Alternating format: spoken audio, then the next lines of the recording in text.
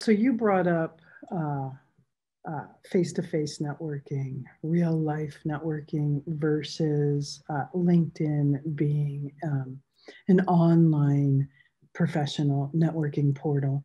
So can you share the similarities as well as the differences on how someone should show up and what they should do to really enhance their presence in the LinkedIn environment? Because let's face it, yes, we're still in the pandemic. Yes, we're coming to a point in the pandemic where things are loosening up.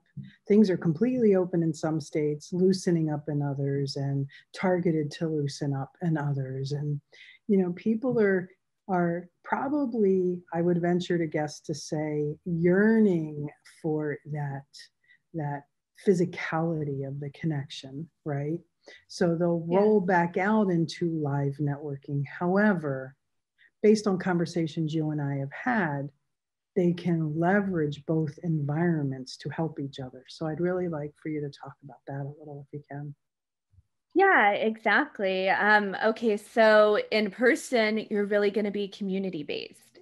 So, for example, when I came into doing in person networking, so I started out my networking through LinkedIn, and that let me have a reach. I can network with anybody, anywhere.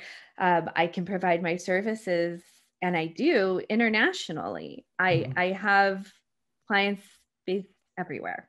Mhm. That's the great thing on there. I also have business relationships everywhere because of that. So, like, some of my strongest relationships are in Seattle, Washington, or I, I just spoke at a couple months back. I spoke at the Durham Chamber of Commerce, and that's in North Carolina. Mhm. So that obviously I can't do from in-person networking. That I need to be doing online.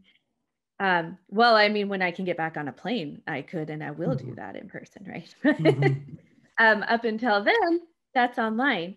So when I came to the in-person networking, I was like, okay, I'm really good at networking online. I get referrals. Why not try and do this in person?